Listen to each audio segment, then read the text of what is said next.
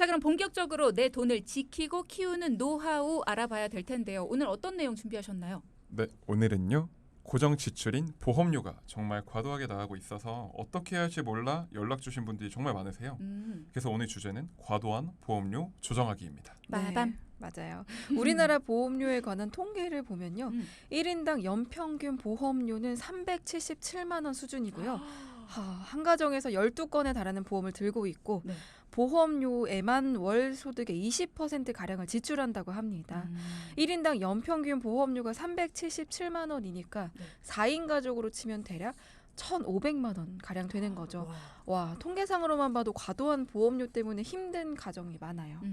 그렇게 들으니까 진짜 많네요. 이게 그냥 평소에 두 분이 진짜 보험료 과도하게 내는 분들 많습니다 하면서 네. 금액 말씀해 주실 때는 네. 그냥 그러려니 남들 얘기니까 사실 와닿지 않았는데 평균, 통계 뭐 이렇게 얘기하니까 나도 포함된 거잖아요. 맞아요. 오.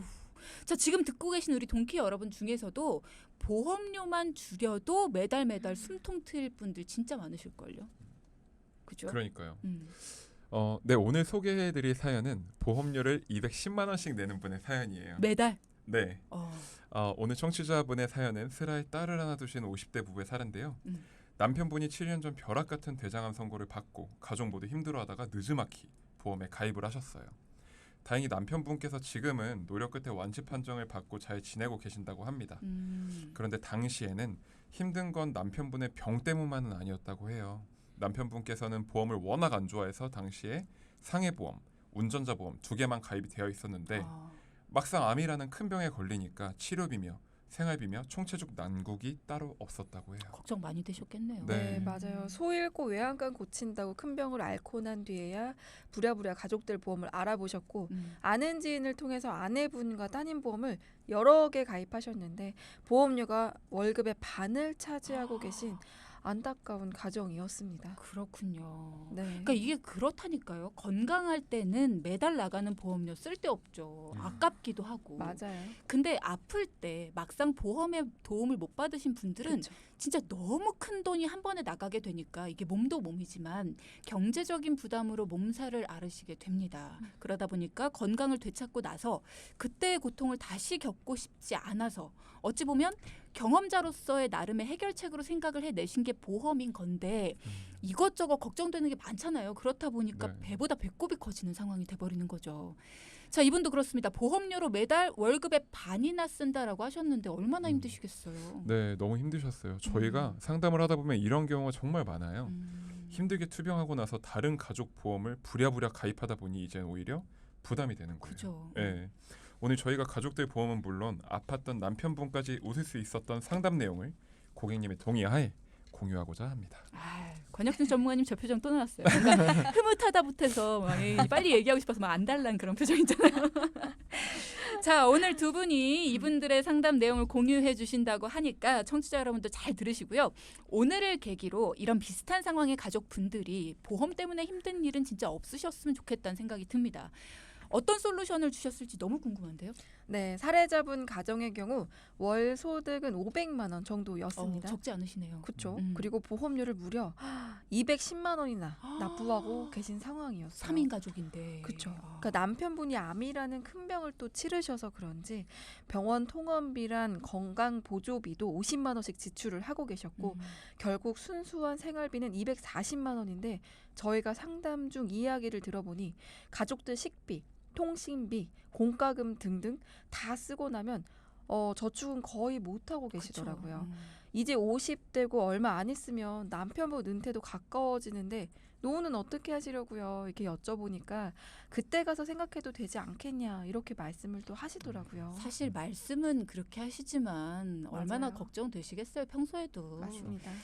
자, 우리 사느라 바빠서 평소에 노후 대비 못하고 사시는 분들이 그냥 흔히 내뱉는 말씀이 뭐 그때 가서 어떻게 되지 않겠어요, 이런 얘기지만 말만 그렇게 하는 거지 평소에 얼마나 많이들 걱정을 하고 계시겠습니까? 노후 준비는 시간이 최고로 필요하다라는 얘기 전문가님들도 많이 하시고 우리도 사실 알고 있습니다. 네.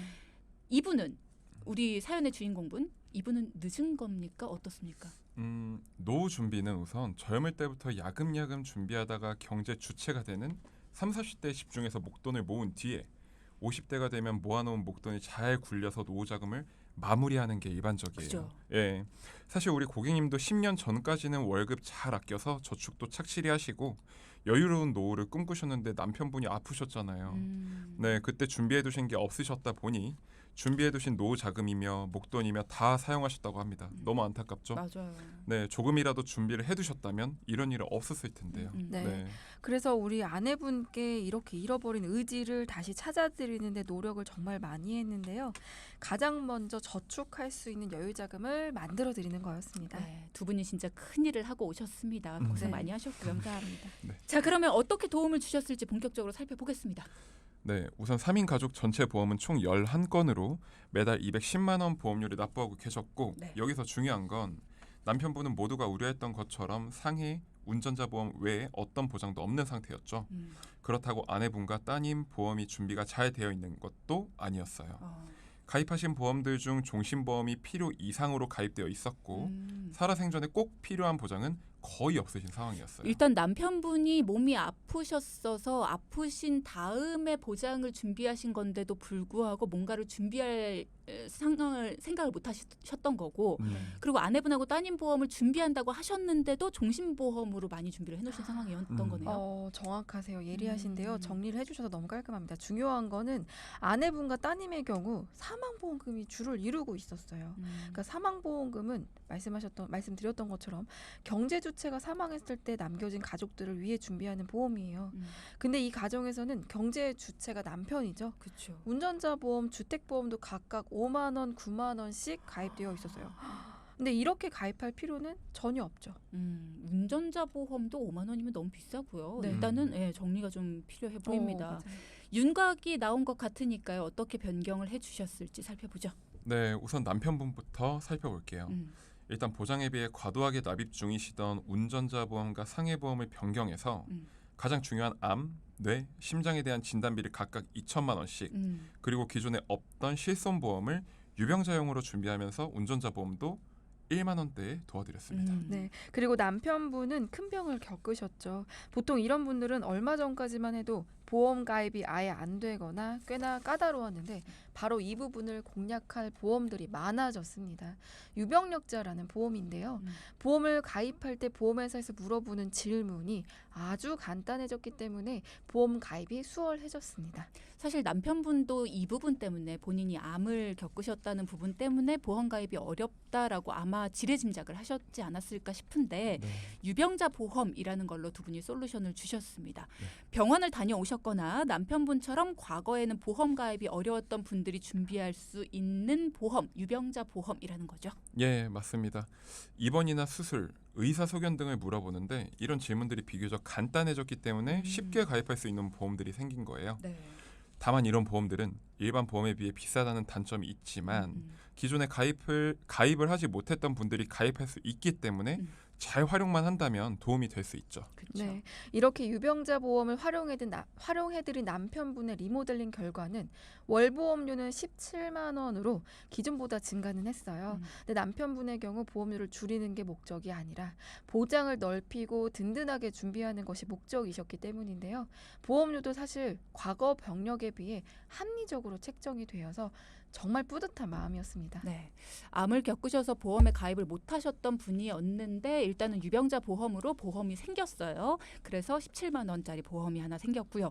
자, 남편분도 이제는 돈 걱정을 놓으시고 편하게 정기 검진을 받으실 수 있습니다. 제2의 인생 건강하게 잘 지내셨으면 좋겠고 일단은 암이 다 나으셔서 너무나 다행이라는 네. 생각이 들어요. 맞아요. 대장암을 앓다가 치료 중인 가정의 보험을 살펴주고 있었는데 아내분과 딸도 걱정이었어요. 사망에 집중된 보장들 어떻게 할까요? 네, 아내분도 조정이 많이 필요하신 상황이었는데요. 먼저 실손보험이 포함된 통합보험은 비용 부담만 낮출 수 있도록 주계약 사망 담보를 최소로 조정해서 실손보험으로 유지하도록 바꿔드렸고요. 추가로 종합보험의 90세 만기로 3대 진단비와 수술비 등등 보험료가 오르지 않는 비갱신형으로 안내를 해드렸습니다. 운전도 하고 계시고 자가 주택도 보유하고 계셔가지고 필요한 운전자 보험과 주택 화재 보험도 필요하시긴 한데 앞서 말씀드렸던 것처럼 과도하게 비싼 보험은 필요 없다고 말씀드렸죠. 네. 이 부분들까지 모두 조정해서 아내분은 총 141만 원에서 18만 4천 원으로 매달 122만 원 가량 보험료가 줄어들었어요. 아니 아내분은 뭘 가입하셨길래 141만 원이나 내고 계셨어요? 와. 사실 비싼 보험은 다 갖고 계시더라고요. 그리고 사례자 부부의 경우 노후 준비를 하나도 못 하고 계셨잖아요. 맞아요. 그렇지만 아직 막차가 떠난 건 아니에요. 음. 보험료 조정을 통해서 100만 원 가량의 여유 자금을 마련해 드렸고 그쵸. 이를 통해서 따님과 함께 40년 이상 받을 수 있는 연금으로 준비를 해드렸는데 이게 연금 꿀팁입니다. 놓치지 않으셨으면 좋겠습니다. 자, 여러분 잠시 후에 말씀을 드릴 건데요. 엄마와 딸이 함께 받을 수 있는 연금이 있다고 합니다. 주목해 주시고 어디 가지 마세요. 자, 일단 그 얘기는 조금 이따 나누기로 하고 따님 거 어떻게 바꿔주셨을지도 궁금해요. 네, 따님은 이번에 대학원 졸업을 하고 어렵게 취업을 하셨다고 해요. 음. 이제 보험은 따님분이 직접 관리를 하게 될 텐데 막상 내용을 보니까 현재 따님 상황에서는 맞지 않은 사망보험금 등이 있으셨는데 네. 그래서 기존에 있었던 이 CI보험, 변액종신보험, 통합종신보험 모두 변경하고 우리 20대 자녀분이 가져갈 수 있는 가성비 보험들로 바꿔드렸어요. 어떻게 바꿔주셨습니까? 네, 첫 번째로 아직 20대이시기 때문에 음. 어린이 보험을 가입할 수 있었어요. 그렇죠. 네, 우리 어린이 보험은 전문가가 인정하는 가성비 보험이죠. 자녀분께서는 30대가 되기 거의 직전이라 아슬아슬하게 준비가 가능했습니다. 자녀가 30세 혹은 35세가 넘으면 어린이 보험은 가입이 어려울 수 있으니 청취자님들도 서둘러 주시고요. 어린이 보험은 적은 보험료로 높은 진단금을 책정할 수 있습니다. 암 진단금 1억 원, 뇌, 심장 질환은 각각 5천만 원씩, 그리고 질병 후유장애 3천만 원 등, 그리고 그 외 꼭 필요한 수술비 담보를 충분히 넣어드렸습니다. 네. 자, 여러분도 아마 아시겠지만 암 진단비 1억 원 넣는 거 쉽지 않아요.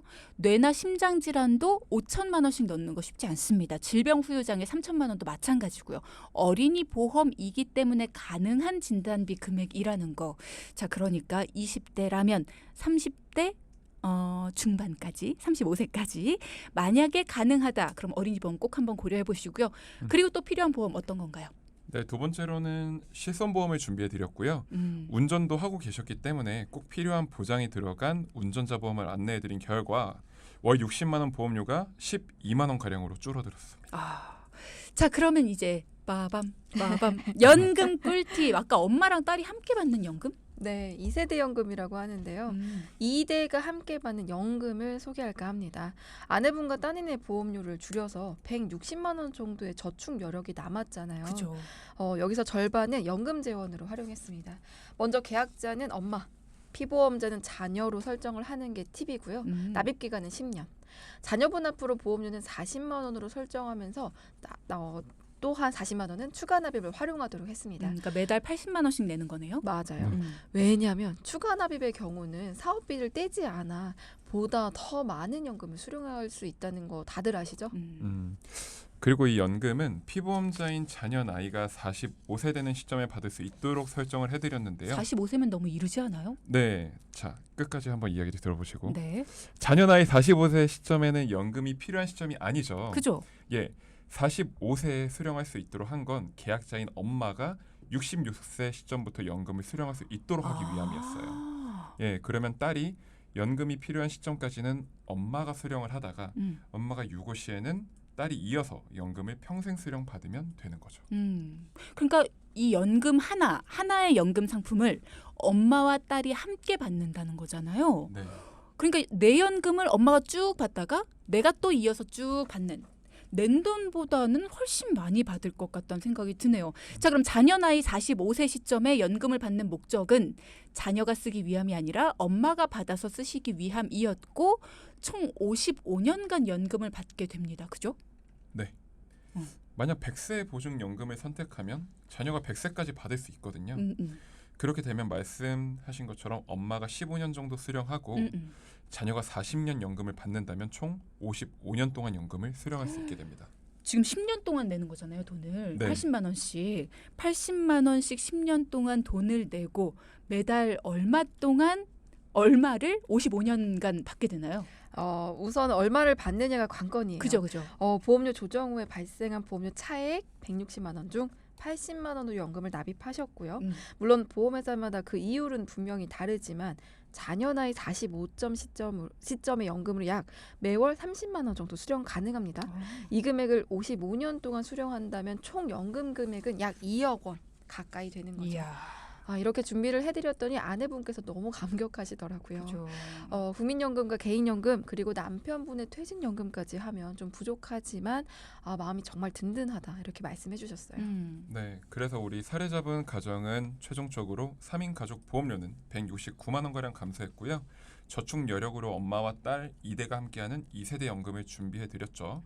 그리고 목적에 맞지 않게 준비하고 계셨던 보험들이 변경하면서 나온 해지환급금 4천만 원과 남은 저축 여력으로는 일시납 연금과 추가 납입에 대한 플랜으로 노후와 갑자기 목돈이 필요한 상황에 사용할 수 있게 만들어드렸습니다.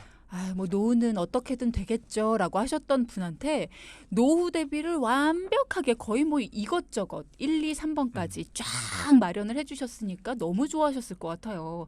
특히나 큰 병을 겪고 나신 분들은 이런저런 걱정도 많으실 텐데 그 부분까지 신경을 써주신 게 잘 보입니다. 하여튼 마음 따뜻한 두 분이에요. 어떻게 준비를 하느냐, 어떤 목적으로 하느냐에 따라서 오랜 시간이 흐르면 결과는 큰 차이를 보이게 됩니다. 원하시는 목적을 이루실 수 있도록 청취자분들도 하나씩 점검을 해보시는 건 어떨까요? 자, 그러면 오늘의 포인트도 한번 짚어보겠습니다. 네, 첫째, 목적에 맞게 준비할 것 그것보다 중요한 건 없습니다. 둘째, 노후 준비는 늦었다고 생각될 때라도 언제든지 방법은 있습니다. 걱정이 앞서더라도 지금부터라도 준비하시면 길은 있다는 점 기억해 주세요. 네, 방송 중에 상담해드리는 내용은요. 청취자 여러분의 올바른 투자 판단을 위해 참고로 드리는 말씀입니다. 금융상품 가입이나 해지 같은 판단은 스스로의 책임으로 결정하셔야 한다는 점 꼭 기억해 주시기 바랍니다. 두 분 고생하셨습니다. 감사합니다. 무슨 끝인사도 하나 둘 셋을 해요.